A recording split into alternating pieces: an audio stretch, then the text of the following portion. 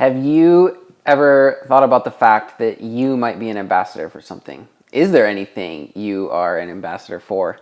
I know for myself, I was part of this program called People to People when I was in high school, and I actually went to the UK to be kind of like a student ambassador as like an exchange thing to intentionally build relationships with peers from other countries.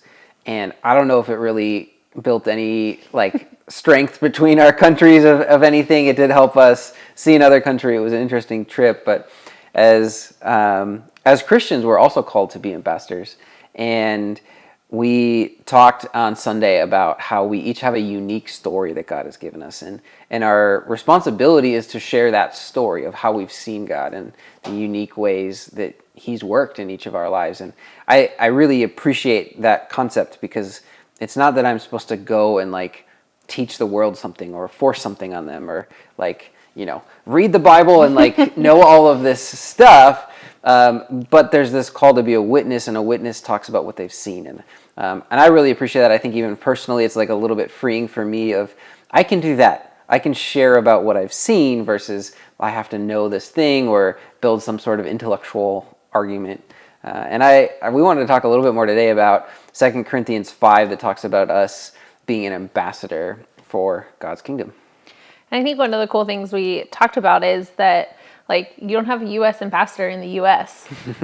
You have U.S. ambassadors in other countries. And so that requires you to be somebody who is willing to take that plunge and go somewhere else, whether your UK ambassador trip was poignant or not. I think that that's such a cool reminder that you as a Christian are not an ambassador in your church. You are an ambassador in your community. You're an ambassador at your work. You're an ambassador at your kids' school. You're an ambassador somewhere else, not just amongst other believers. Yeah, I think sometimes we want just people to come to our church or to come to us, and there's this responsibility we have to go. Yes, when people come, we should be hospitable and welcoming, and those are very good and important things as well, but we can't just stay. There is definitely a responsibility to go, and we've been even talking about that on Sundays in Acts of how Jesus said, hey, go to the world. And I think one of the things I appreciate about the idea of being an ambassador is that you are being sensitive to another culture, and you're trying to build bridges. You're trying to work together. You're trying to reach people where they're at. An ambassador in another country might host an event, and they might serve local food, and maybe a little bit of both. They might serve some local food and some food from their home country to kind of let people appreciate both cultures, but they're adapting maybe in the way they dress some of the times or some of the words they say. They're probably going to speak the local language. And so I think we have this call too to, hey, not just stay in the church, but how do we interact with the world in a positive way? How do we interact with the world and meet them where they're at? Well, and I think too, when I think about ambassadors, I think about social media. And when people are talking about whatever they're being an ambassador for, it's in their day-to-day life. It's not this completely separate thing that's totally tangential to everything going on, but it's part of their morning routine. It's part of their bedtime routine, whatever it is, that it's a part of their life, and that it becomes so much a part of your life. You just talk about it, and you want to talk about it to everybody and anybody who will listen.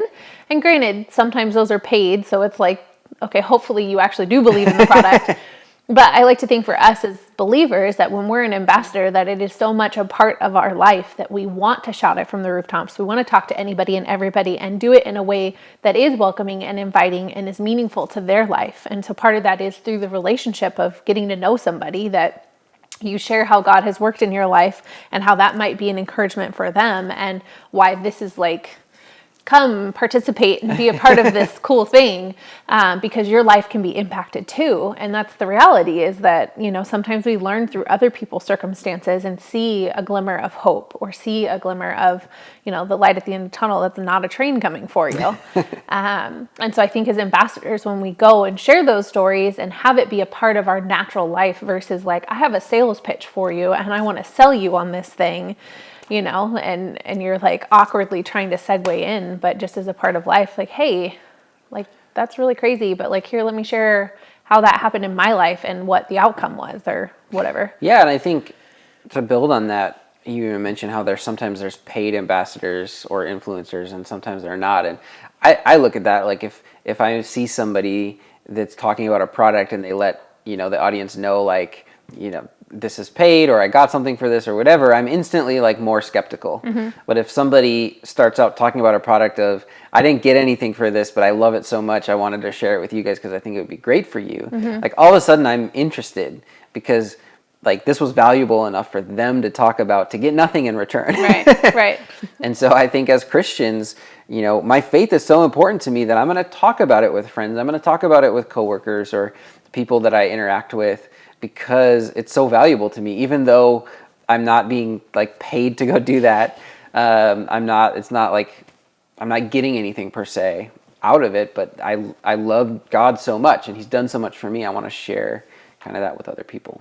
There's ways for each of us to be an ambassador, and as a church, we want to help facilitate that. We want to both be ambassadors to our city as a church, but we also want to equip other people to fulfill their role of being an ambassador.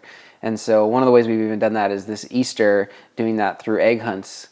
And, I've got this question before as a pastor, what do eggs and bunnies have to do with Easter?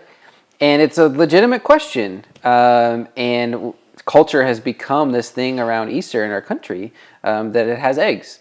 And so as a church, we decided, hey, we're going to be an ambassador through this. It's a way for us to reach people where they're at and then share about what is Easter, why are we actually celebrating, and even having like an empty egg to represent the empty tomb of Jesus as a way for us to bridge the gap. And I think ambassadors do that. They kind of bridge the gap. And so if you are interested in hosting an egg hunt, because that's what we're doing this year. That's one of the ways that we feel like that's the safest way for us to do it is you can host 5-10 kids and your little pod, your group of friends, your family, host them over to your home, or you can all go to a park together or whatever works. We want to give you the eggs that are already filled and you can host your own egg hunt. So if you're interested in joining us for that, or if you are interested in anything regarding Easter, services that we're going to have as a church, if you go to tekoachurch.org/Easter, we'll have the links to sign up for both of those. But this Saturday at the farmer's market, you can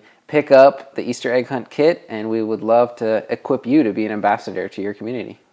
And we'd also love to hear from you. If you're already being an ambassador in your community, with your friends, with your family, with your coworkers, whoever it is, we'd love to hear from you. I think there's so much value in learning from others when we share those testimonies of how God's working in our life or allowing us to share and minister to other people and witness to them, that we get to learn so much from it. So we would love to hear from you. So comment below of how you're being an ambassador, or maybe how today has sparked an idea in you of what you want to do or how you want to be an ambassador for the kingdom. But make sure to like this and subscribe as well so you don't miss out on any other future Tekoa Talks. And we cannot wait to chat with you again soon. Have a great week.